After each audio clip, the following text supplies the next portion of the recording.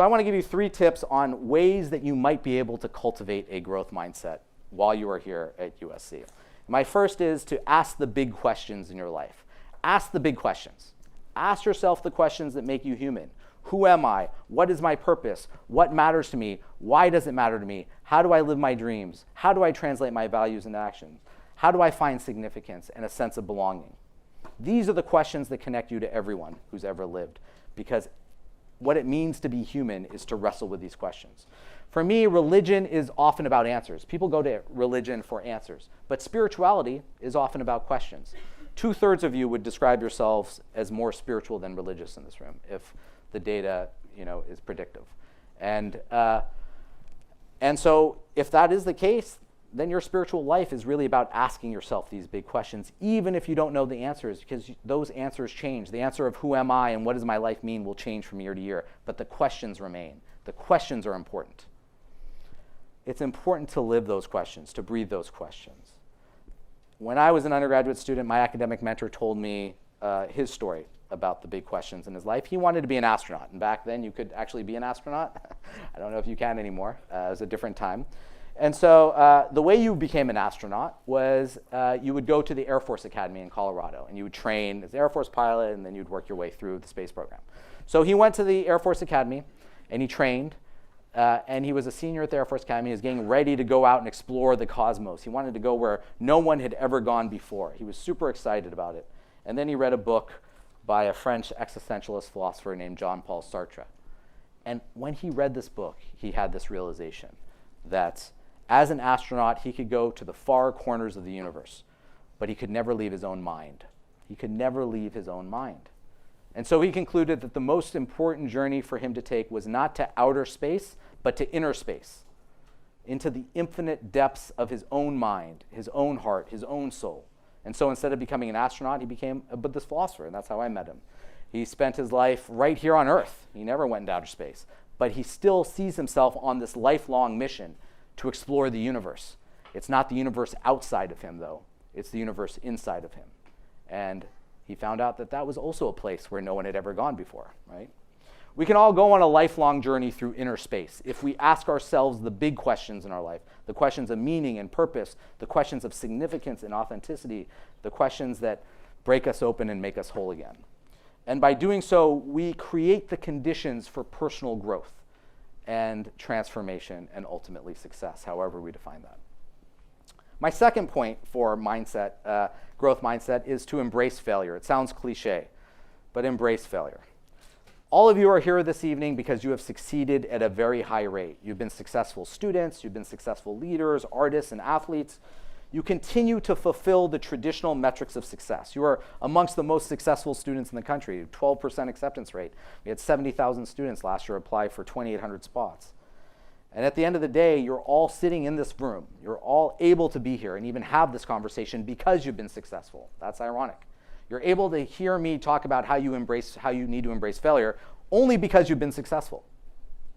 And yet, over time, you will come to find that you learn more from failure than success. That's where evolution happens. That's where growth happens. That's how you plant the seeds of success. It's important to know what doesn't work if you want to find out what does work.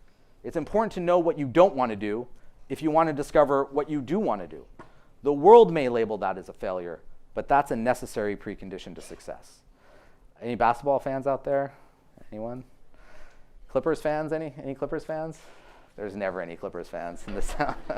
So I'm a hardcore Clippers fan, die hard, 30 years, like before any of you were born. I was rooting for Keith Kloss. I was there when Larry Brown was coach. Like, I grew up in Boston rooting for the Celtics against the Lakers during the Bird Magic heyday. So when we moved to Southern California, I couldn't be a Lakers fan. So I became a Clippers fan. I've been hardcore for a long time. And I've learned a lot about failure as a Clippers fan. They weren't always Lob City. That was actually the anomaly. And so I'm used to failure. But I also grew up in the Jordan era. And my brother, who was like a bandwagon fan, he loved Jordan because Jordan was a winner. And he had this poster that I loved, a Michael Jordan poster that you've probably seen on his door. And the poster said, "I've missed more than 9,000 shots in my career. I've lost almost 300 games. 26 times I've been trusted to take the game-winning shot and I've missed. I failed over and over and over and over again in my life, and that is why I succeed. I love that. I love that idea. It reflects what Thomas Jefferson's story was too. Thomas Edison. Edison built thousands of prototypes for light bulbs that didn't work before he invented one that did. Looking back upon his journey to build the first light bulb, he said, "I have not failed. I just found 10,000 ways that didn't work." What is Edison, what is Jordan telling us? They're telling us to fail forward, to fail into success. People generally fail and succeed at the same rate, but those who succeed more only do so because they've failed more. You may try 10 times and fail 5. Someone else may try 100 times and succeed 50. You may succeed 5, they may succeed 50. They may look more successful, but they've also failed 10 times more than you have. They haven't just succeeded 10 times more than you have. And anyone you admire who has succeeded spectacularly has failed spectacularly. Spectacularly. The greater the success, the bigger the failure at some point. This, to me, is your time to fail. This is your time to take risks. This is your time to enjoy the fact that you have a safety net now to experiment with. This is your time to be bold. You can throw 10 things to the wall. Maybe 1 or 2 stick. That's fine. You can shoot for the sky. You might hit the roof, but you can shoot for the sky. If you shoot for the roof, you might not get off the ground. This is your time to be bold.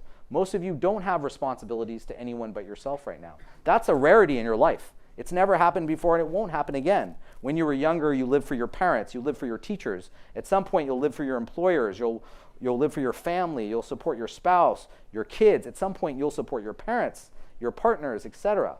When do you get to live for yourself? When do you get to live for yourself? Now. Now's the time. And it goes by fast. You won't ever be in a situation like this again when you're just responsible for yourself and your dreams. So now's the time to fail, and to fail big, and to wear it as a badge of pride, and to really redefine it in some ways as success. And my third point in terms of a growth mindset is relationships, relationships, relationships.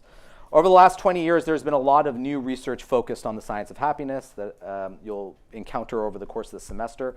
Much of the research points to the idea that happiness or well-being is a choice. It's not a condition. You choose happiness or you don't. It's not something that you are or you're not. It's something that you choose or don't choose. My favorite research study on this topic is the Grant study. Some of you might be familiar with it. It's the longest longitudinal study of human development in history.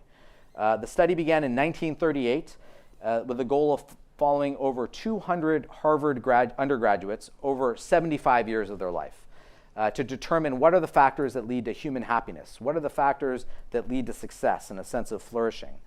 They followed all men because in 1938, Harvard only accepted men, unlike SC. We were inclusive from the very beginning. We had women in our class 100 years before Harvard did, but that's neither here nor there, just something you should be proud of. So they studied these men for 75 years, and what did they find? They spent a lot of money. They spent over $20 million. They spent a lot of time, over 75 years.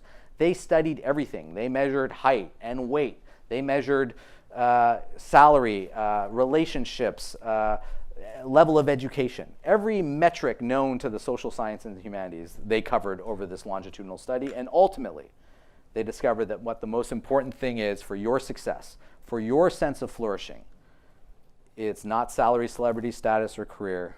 It's not your grades. It's not your degree. It's the depth of your loving relationships. How strong and deep are your loving relationships? Or, as the lead researcher said in summarizing the findings, the 75 years and $20 million spent on the Grant study points to a straightforward 5-word conclusion: happiness is love, full stop. It's what the Beatles told us 50 years ago. All you need is love. What does the Grant study mean for us here today? I think it means that we all have to work on our relationships as much as we work at our jobs. We have to work on our personal lives as much as we work on our professional lives.